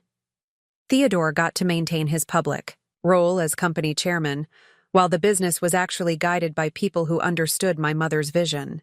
This is outrageous, Theodore declared, though his bluster lacked conviction. It's corporate espionage. It's business, I countered. And it was necessary to preserve what my mother built, just as purchasing Willowbrook was a business decision, not a personal statement. Blake scoffed. You expect us to believe you bought this resort with no thought to how it would affect the family? Come on, Morgan. Nobody's that detached. I considered his question seriously. I won't pretend I didn't appreciate the timing, but I didn't buy Willowbrook to make a point or to humiliate anyone. I bought it because it's a sound investment with significant potential for appreciation under the right management. From her, perched by the window, Zoe finally spoke. I believe her. Not everything is about this family, despite what some of you seem to think. Theodore shot her a withering glance. You've been here 5 minutes, Zoe. You don't understand the dynamics at play. Maybe that gives me a clearer perspective, she countered. Because from where I'm sitting, it looks like Morgan made smart business moves that benefited both her mother's legacy and her own portfolio, while the rest of you were too busy assuming she had nothing to offer. The tension in the Maple Suite was palpable. Theodore remained standing, his authority visibly crumbling as years of carefully maintained family mythology collapsed around him. The revelation about Catherine Blackwood Designs had clearly shocked everyone. Not just the fact that I had quietly outmaneuvered Theodore, but that I had been capable of doing so without any of them noticing. This changes nothing, Theodore finally declared, though his voice lacked conviction. The family investment group is still the most sensible path forward. For whom? I asked quietly. The simple question hung in the air. For years, family decisions had benefited Theodore's immediate circle while marginalizing others. The proposal to incorporate my resources into a structure he controlled was merely a continuation of that pattern. Unexpectedly, it was Blake's wife Stephanie who broke the uncomfortable silence. Perhaps we should consider a different approach. All eyes turned to her with surprise. Stephanie had always been a peripheral figure in family discussions, deferring to Blake, who in turn deferred to Theodore. What kind of approach? Aunt Vivian asked warily. Stephanie straightened, seeming to gather courage. Maybe instead of trying to fold Morgan's success into existing family structures, we should be asking what we can learn from her. She's clearly built something substantial on her own terms. The suggestion that they might learn from me rather than simply absorb my achievements was revolutionary in this context. A subtle shift rippled through the room. Confusion, consideration, and in Theodore's case, visible resistance. That's ridiculous, he scoffed. Morgan has been fortunate in some investments, certainly, but the idea that she has expertise the rest of us lack is demonstrably true, Natalie interrupted, surprising everyone, including herself. She flushed as attention turned to her, but continued. Dad, be reasonable. Morgan bought a $28 million resort without any of us having a clue she had that kind of capital. And apparently she's been running Mom's company for years while letting you believe you were in charge. She turned to me with newfound respect. That's kind of badass, Morgan. The unexpected compliment from my typically dismissive cousin left me momentarily speechless. Theodore looked as though he'd bitten into something sour. Let's stay focused, he insisted.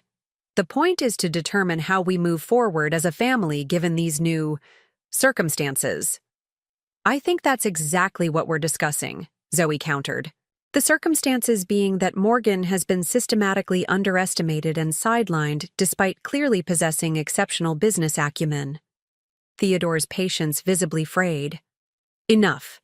This isn't about Morgan's feelings or past grievances. This is about practical next steps. He turned to me, attempting to reassert control. Morgan, regardless of how we got here, we need to address the immediate situation.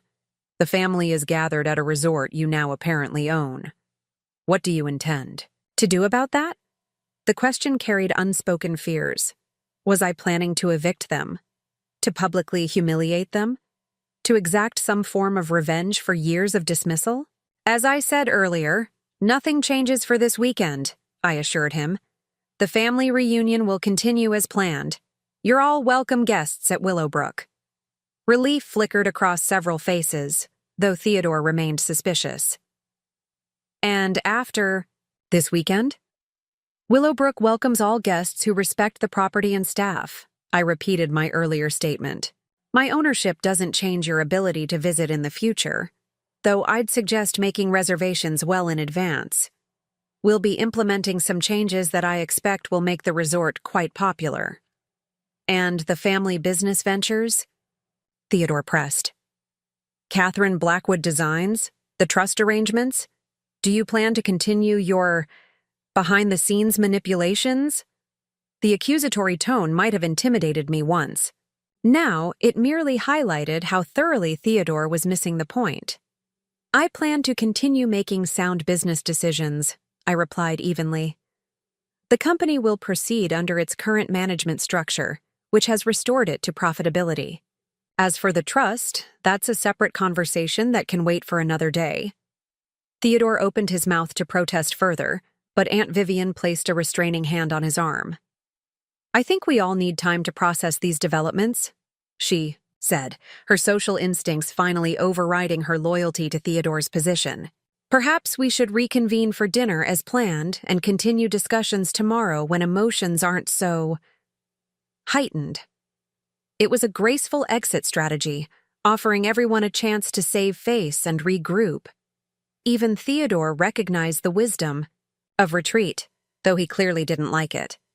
Fine, he conceded. Dinner at 7, as scheduled. In the meantime, I suggest everyone consider what's truly best for the family moving forward. As the impromptu summit disbanded, family members filed out of the Maple Suite with varying expressions: confusion, resentment, curiosity, and in a few cases, a newfound respect when they glanced my way. Theodore left without another word, Vivian hurrying after him. Blake and his wife followed, deep in hushed conversation. Natalie lingered, uncharacteristically hesitant. Morgan, she began, then faltered. I never realized. That is, I always thought you were just the family spinster, I supplied, not unkindly. She had the grace to look embarrassed. Something like that. I'm starting to think I've been wrong about a lot of things. We all have our blind spots, Natalie.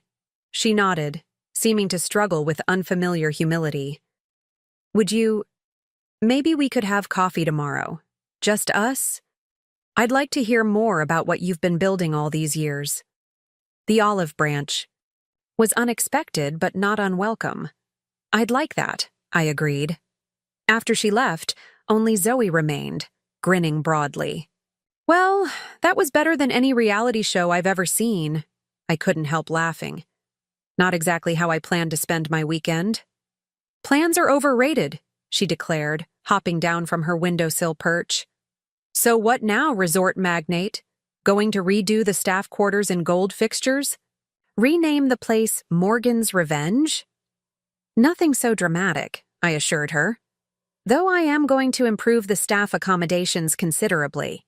They deserve better than what they've had. Zoe studied me thoughtfully.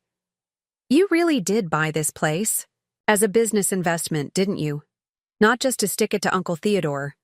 I really did, I confirmed, though I won't pretend the timing wasn't satisfying. She linked her arm through mine as we walked toward the door. You know what I think? I think Aunt Catherine would be incredibly proud of you. Not just for the business success, but for finally standing in your truth without apology. Her words touched something deep within me. The part that still, after all these years, wondered what my mother would think of the woman I had become. I hope so.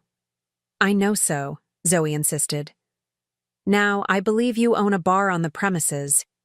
How about you buy your favorite cousin a drink while you tell me exactly how you pulled off this corporate ninja move without anyone noticing? As we walked through the resort, my resort, I felt a curious sense of peace settling over me.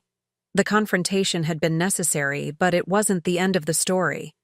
It was merely the beginning of a new chapter, one where I no longer contorted myself to fit into spaces too small for my abilities or my worth. Whatever came next with the family would unfold on different terms. Not because I demanded retribution for past slights, but because I had finally claimed my rightful place, not as the family afterthought, but as Morgan Blackwood, exactly as I was. Sunday morning arrived with a clarity that seemed fitting for the final day of the family reunion. I woke early in my staff quarters, a choice I'd maintained despite James Harrington's repeated offers to move me to the owner's suite. There was something symbolically important about finishing the weekend where I'd started it, a reminder of the journey taken. After a quick shower, I made my way to the kitchen where the breakfast preparations were already underway. Chef Vega looked up in surprise as I entered. "Ms. Blackwood, Morgan, you don't need to be here this morning. We've got everything under control." "I know you do," I assured him, "but I promised to help with the breakfast buffet, and I kept my promises." He studied me for a moment, then nodded with newfound respect. "In that case, Lucia could use some help with the fruit platters." Lucia grinned as I approached her station. "The boss lady returns. Didn't expect to see you back here after yesterday's." "Bombshell!" "I'm a woman of my word," I replied, picking up a knife to assist with the melon preparation. "Besides, I find kitchen work surprisingly centering." We worked in companionable silence for a while, the rhythmic chopping and arranging creating a peaceful counterpoint to the emotional turbulence of the previous day. "So, what happens next?" Lucia finally asked. "With your family, I mean. They looked pretty shell-shocked yesterday." "They're adapting," I said thoughtfully. "Some more gracefully than others." "And you? How are you feeling about it all?" I considered her question seriously. "Relieved, mostly. It's exhausting to be constantly underestimated, to hide your capabilities, so others feel comfortable. Whatever happens next, at least it will be authentic." The breakfast service proceeded smoothly, though with a markedly different dynamic than before. My family arrived in small groups rather than their usual unified. Front Theodore and Vivian came first, subdued and watchful. Theodore nodded stiffly in my direction, but made no move to approach the buffet I was maintaining. Natalie and her husband appeared next, their children in tow. To my surprise, Natalie directed her family to my station. "Good morning, Morgan," she said, her usual brisk tone softened with uncertainty. "The fruit display looks lovely." "Thank you," I replied. "The berries are particularly good this morning." Tyler, her oldest, looked between us with the keen perception of children. "Mom said you own this whole place now. Is that true, Aunt Morgan?" "It is," I confirmed. "Cool." He grinned. "Does that mean we get free ice cream?" I couldn't help laughing. "The ice cream bar opens at noon. 1 serving per person, owner's family or not." He seemed satisfied with this answer and moved along the buffet. Natalie lingered. "We're still on for coffee later?" she asked tentatively. "Absolutely." "The Lakeside Cafe at 2?" She nodded, relief evident in her expression. "I'll be there." As breakfast service wound down, I spotted James Harrington entering the dining room, scanning the space until he found me. He approached with purpose, a leather portfolio tucked under his arm. "Good morning, Morgan. I have the preliminary reports you requested for tomorrow's planning meeting." "Thank you, James. Let's review them in your office after the breakfast service concludes." He hesitated, then lowered his voice. "There's something else you should know. Your uncle, Mr. Blackwood, has requested a private meeting with me this morning. I believe he's exploring options to extend the family's stay beyond the original reservation." I nodded, unsurprised.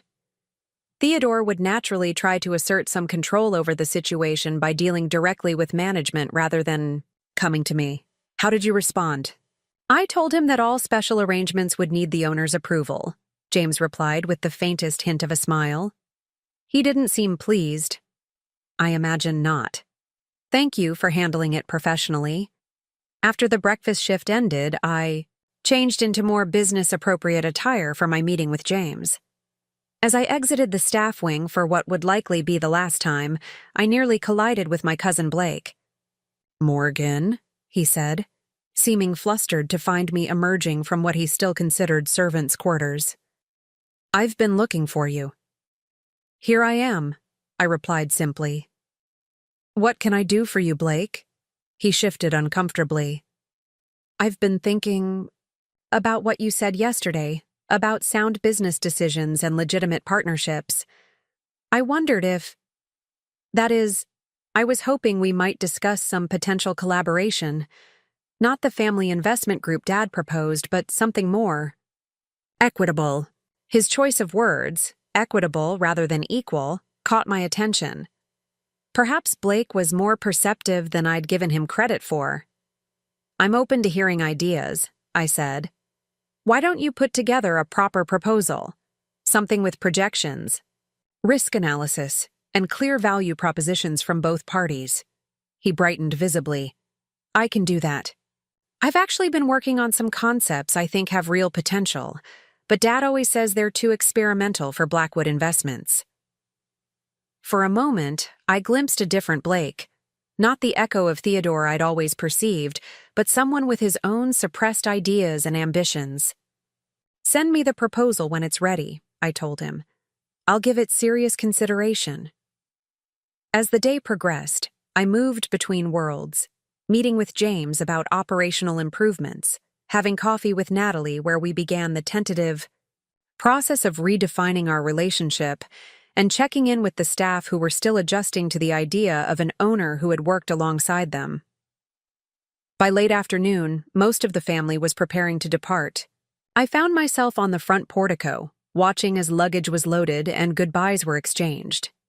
Zoe approached, her backpack slung casually over one shoulder. Quite a weekend, she observed. Not the usual Blackwood family drama. Decidedly, not, I agreed. Dad's going to be sorry he missed it. I've been texting him updates. Hope you don't mind. Not at all. I'd like to reconnect with Jacob. It's been too long. She nodded. He said the same thing. Also said he always knew you'd shake things up someday. She glanced toward where Theodore was supervising the loading of his expensive luggage into his Bentley. Think Uncle Theo will ever recover? Theodore adapts when necessary, I replied. His perception of me has been fundamentally altered, and that will require adjustment. But he's nothing if not practical. As if sensing our attention, Theodore looked our way. After a moment's hesitation, he approached, his expression carefully neutral. Morgan, the family will be departing shortly. I hope you've enjoyed your stay at Willowbrook, I replied with professional courtesy. He cleared his throat. It was illuminating. About tomorrow's board meeting for Catherine Blackwood Designs. Will you be attending in person now or continuing your remote management approach? The question was his way of testing boundaries, of determining how much our relationship had truly changed. I'll be there, I confirmed. It seems appropriate to make my role official, don't you think? He nodded stiffly. I'll have Marjorie update the agenda. He hesitated, then added, Your mother had good instincts about people and business. It appears you inherited both. Coming from Theodore, this oblique acknowledgement of my capabilities was the closest thing to an apology I was likely to receive. I accepted it as such. Thank you, Theodore. I'll see you tomorrow. As he walked away, Zoe whistled low. Was that Theodore Blackwood almost admitting he was wrong? Mark this day in history. I smiled, watching as the family cars began to depart one by one. Not wrong exactly, just not as right as he's always believed himself to be. The sun was setting over the mountains as the last of my relatives drove away, casting long shadows across the resort grounds. My resort grounds. I stood on the steps, feeling the weight and promise of this new chapter. James Harrington joined me, respectfully waiting until I acknowledged his presence. The staff would like to host a small reception this evening, he said, to properly welcome you as the new owner. Nothing elaborate, just a gesture of goodwill. The invitation touched me deeply. I'd be honored to attend. Excellent. 8 o'clock in the Lakeside Pavilion. He paused, then added, For what it's worth, the team is genuinely excited about the future under your ownership. you've already earned their respect. As he walked away, I remained on the portico, watching the golden light fade from the landscape. The weekend had unfolded in ways I couldn't have predicted, reshaping family dynamics that had seemed immutable for decades. I thought of my mother, how she had built something remarkable through vision and determination, how she had tried to instill those same qualities in me. For the first time, I felt certain that I had honored her legacy not just by preserving her company, but by finally claiming my own place in the world without apology or compromise. The family reunion had begun with me assigned to serve food, an afterthought in the family narrative. It ended with me as the owner of Willowbrook Resort, author of my own story, architect of my own future. As I turned to walk back into the resort, my resort, I felt a profound sense of alignment. The path forward wouldn't be without challenges, but it would be authentic. No more hiding in the shadows, no more accepting less than I deserved. For the first time in perhaps my entire adult life, I was exactly where I belonged. Exactly as I was, Morgan Blackwood, no longer defined by others' perceptions, but by the truth of who I had always been. Looking for more? We've got 2 amazing stories ready for you right on screen. If this one touched you, these are absolutely worth your time. Click to watch them now. And hey, subscribe and hit that bell to never miss our latest uploads.